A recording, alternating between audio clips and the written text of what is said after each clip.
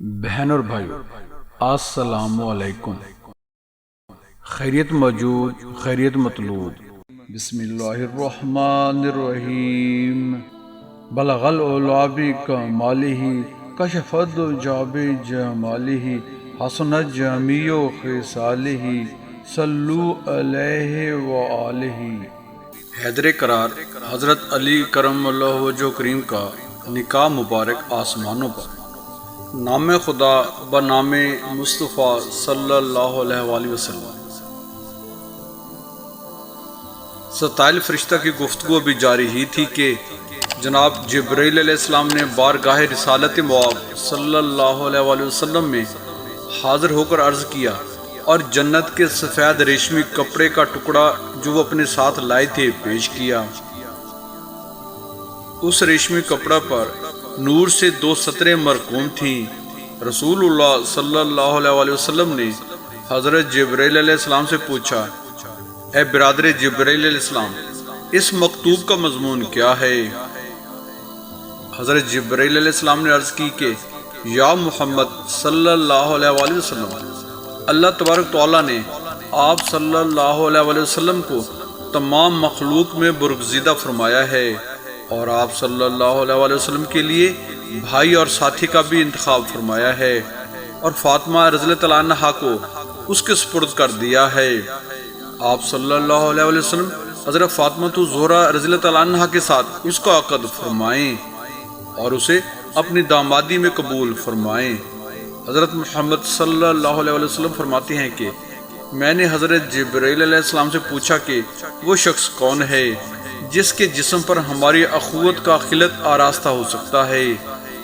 تو حضرت جبرائیل علیہ السلام نے عرض کیا کہ وہ دین کے لحاظ سے آپ صلی اللہ علیہ وآلہ وسلم کا بھائی اور نسب کے لحاظ سے آپ کے چچا کا بیٹا امیر المومنین حضرت علی رضی اللہ عنہ ہیں۔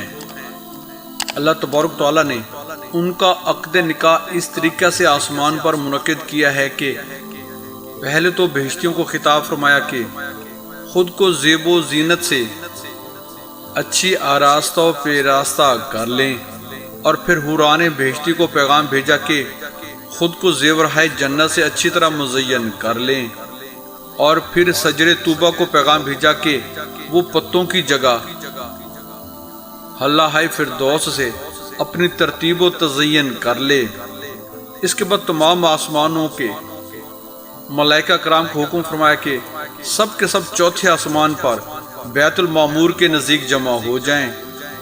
جب یہ سب کچھ ہو گیا تو نور کا وہ ممبر جو ممبر کرامت کے نام سے موسوم ہے اور بیت المعمور کے سامنے رکھا ہوا ہے، اس پر بیٹھ کر حضرت آدم علیہ نبینا علیہ السلام نے خطبہ پڑھا۔